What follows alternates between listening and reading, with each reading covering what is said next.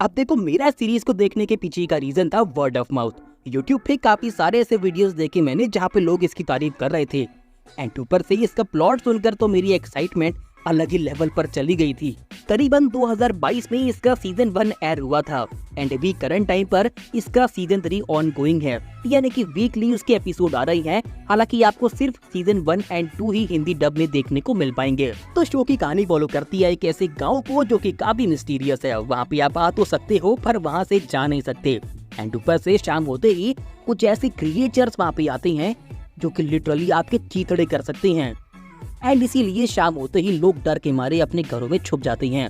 अब देखो, इतना प्लॉट काफी है किसी का भी ध्यान इस सीरीज की ओर खींचने के लिए, एंड ऐसा ही मैंने भी किया था।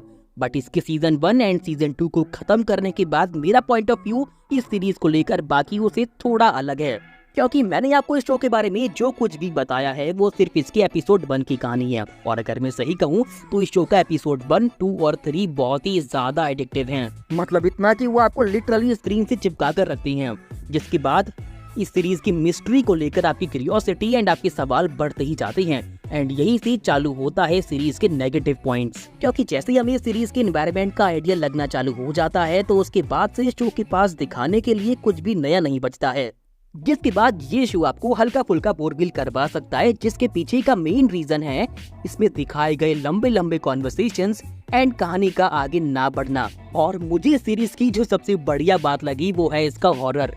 भाई साहब, ये शो आपको लिटरली उस पर्टिकुलर सीन का वो माहौल, वो टेंशन फील करवाने में कामयाब रहता है।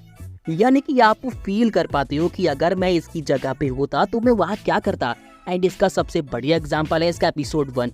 लिटरली वो काफी ज्यादा हॉरिफाइंग भी है एंड मिस्टीरियस भी है और बहुत ही ज्यादा एडिक्टिव भी है, जिसके बाद से ही मेरा इंटरेस्ट इस शो को लेकर बढ़ गया था। और भले ही आपको इस शो के अंदर गोर सीन्स कम देखने को मिलेंगे, पर जितने भी हैं और जिस डिटेल के साथ दिखाए गए हैं तो मुझे किसी किसी पॉइंट पर तो वो टेरिफायर 2 मूवी की याद दिला रहे थे, क्योंकि वो हद से ज्यादा ब्रूटल है भाई। जिसके बाद अगर बात करूँ इसके सीजन 2 के बारे में तो उसके एपिसोड कब निकल जाएंगे आपको पता भी नहीं चलेगा आगे बढ़ा कर, क्योंकि मैंने खुद सीजन 2 के काफी सारे एपिसोड फॉरवर्ड करके देखे हैं और मुझे बिल्कुल भी ऐसा नहीं लगा कि मैंने कहानी में कुछ मिस कर दिया हो। यानी कि आपको इस शो का सीजन 2 हल्का फुल्का डिसअपॉइंट कर सकता है, क्योंकि वो आपके पेशेंस का टेस्ट लेगा।